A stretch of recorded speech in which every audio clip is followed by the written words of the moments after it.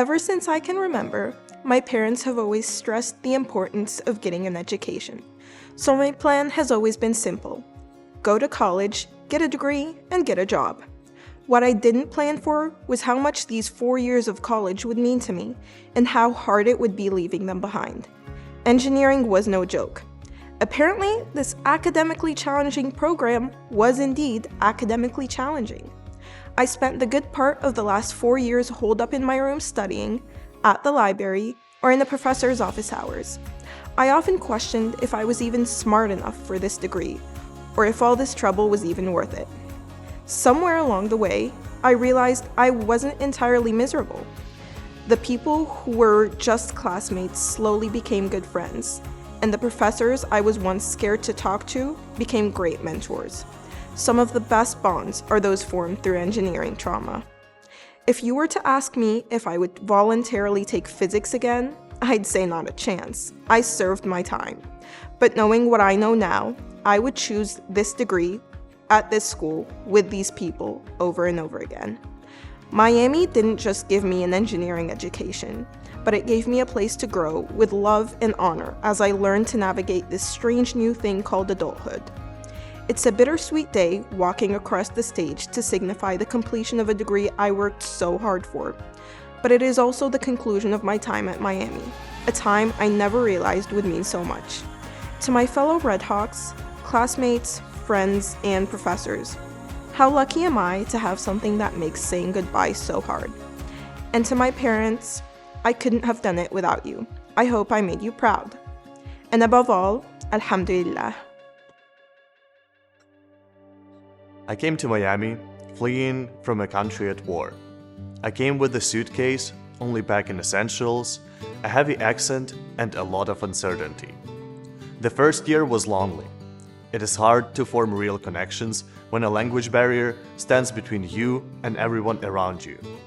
Some people, understandably, move on, but some do not, like my roommate from day one, Noah, Christian, whose curiosity about my world, my culture, my story, made me feel noticed and heard, and Anastasia, a fellow international student, who gave me the unconditional support that carried me through my lowest of the lows.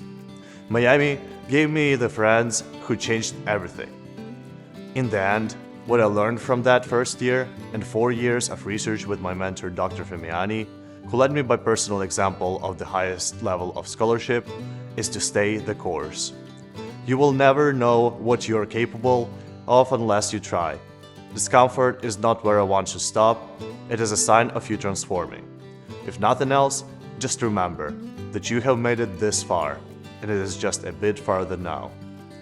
We are entering a world that will keep shifting beneath our feet, a world that our generation will have to rediscover and reimagine. Embrace the uncertainty. Stay curious about what you don't yet understand. The gap between who you are and who you could become is crossed one stubborn, imperfect step at a time. Congratulations, class of 2026. Find your dreams come true. When I think back on my time at Miami, I realize that it was never defined by one significant moment. It's the combination of the small ones. Late nights, working on projects, study sessions that turned into long conversations, and the friendships that made all of it meaningful. Some of the most important moments, though, were the uncomfortable ones. Like one random day, my freshman year, when Marguerite plucked me out of the middle of the hallway and convinced me, in the span of 5 minutes, to join the Society of Women Engineers, attend an ECE Student Advisory Council meeting, and to join IEEE HKN. I was nervous, but I did it all anyways, and that one conversation changed everything. That night, at my first SWE meeting, I met people who would become some of my closest friends. It led me to leadership roles I never could have imagined for myself. Not only that, it gave me the confidence to try things I never thought I would. Joining new student organizations, studying abroad, and stepping into completely unfamiliar experiences like raising future guide dogs. If I had stayed comfortable, I would have missed all of it. And that's what I want to leave you with today. As we move on from Miami, it's easy to hold on to what's familiar. Our routines, our people, our sense of place. But growth doesn't happen there. It happens when we feel uncertain, when we take risks, when we choose to step into the unknown. So as you think about what comes next, remember how you felt on your very first day here. Excited, maybe a little scared, and unsure of what was ahead. Everything you've accomplished started with that uncertainty, so keep chasing that feeling. Seek discomfort, because that's where growth happens. Congratulations, class of 2026. And whatever comes next, I hope it challenges you, teaches you, and helps you become everything you're capable of.